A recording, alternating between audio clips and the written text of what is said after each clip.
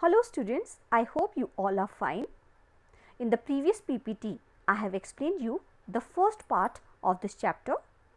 Today I am here with the explanation of the second part of this chapter. The name of the chapter is The Ashes That Made Trees Bloom by William Elliot Griffiths. The second part of the story starts. Not long after that, the good old man dreamed again, and the spirit of the dog spoke to him, telling him now the wicked people had burned the mill made from the pine tree. Take the ashes of the mill, ashes, the burnt dust, sprinkle meaning to spread them on the withered trees, withered meaning dried up, and they will bloom again, said the dog spirit. This much we have done. Now in continuation we will go on.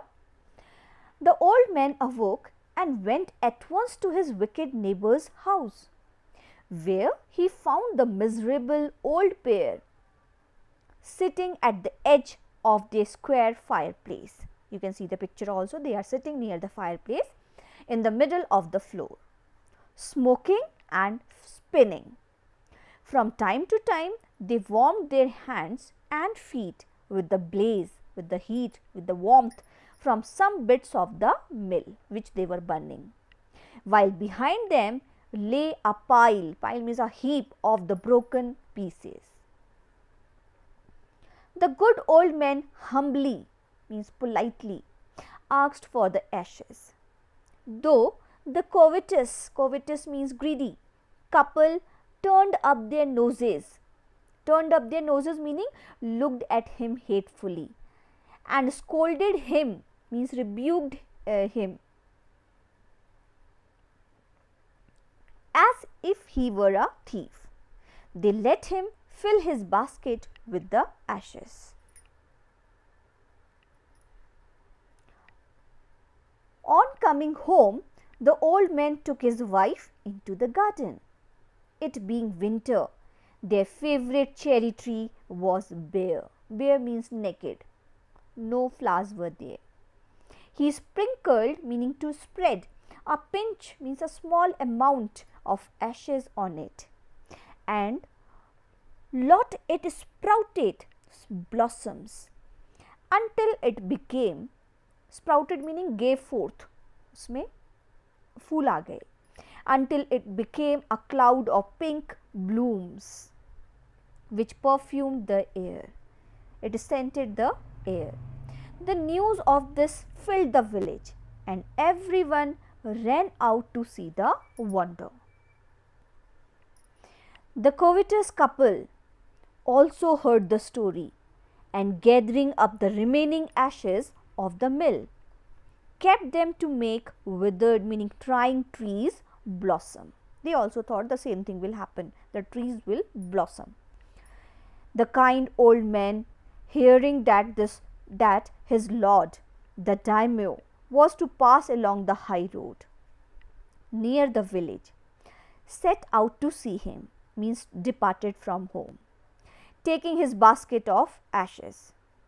As the train approached, he climbed up into an old withered cherry tree that stood by the wayside. Now in the days of the daimyos, it was the custom, it was the rule, when their lord passed by, for all the loyal people to shut up their high windows.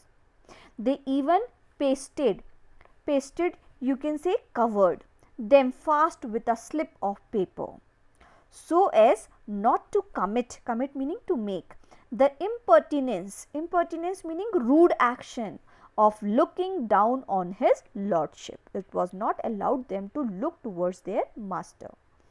All the people along the road would fall upon their hands and knees and remain prostrate meaning flat, lying on the road, until the procession meaning the gathering passed by.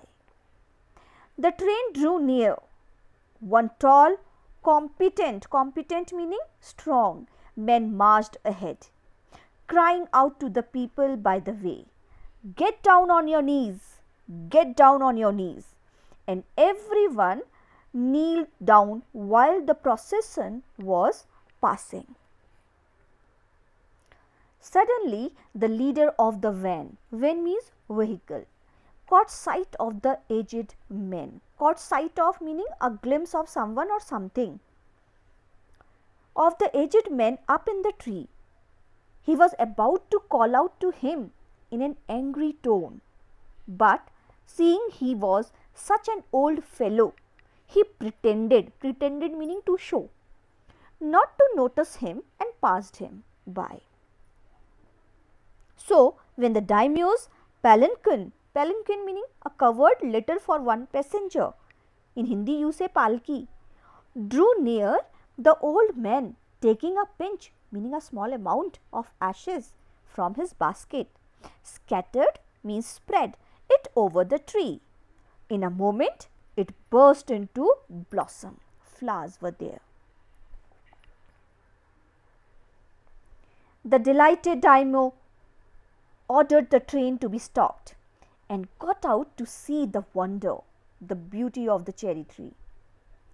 Calling the old man to him, he thanked him and ordered presents of silk robes, meaning dresses, sponge cake, fans and other rewards to be given him. He even invited him to his castle. Castle meaning big house or small fort, haveli in Hindi we say.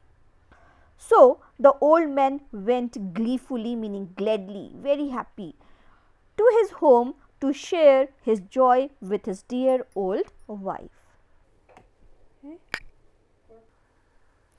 But when the greedy neighbor heard of it, he took some of the magic ashes and went out on the highway. There he waited until a daimyo's train came along, and instead of kneeling down like the crowd, he climbed a withered cherry tree.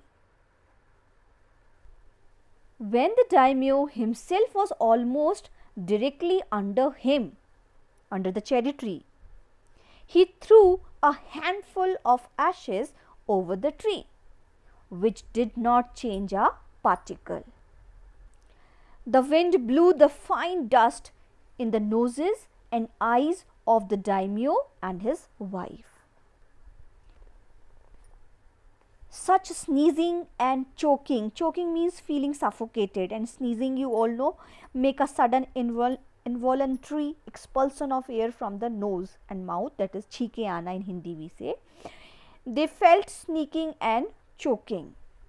It spoiled all the pomp and dignity of the procession. Pomp and dignity, you can say the grace, the beauty of the procession was damaged by him.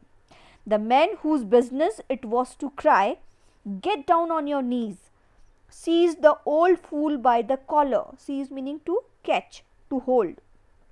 Old fool, the old man, by the collar, dragged him meaning pulled him from the tree, and tumbled him, tumbled meaning to throw, him and his ash basket into the ditch, ditch meaning a pit, gadda, by the road.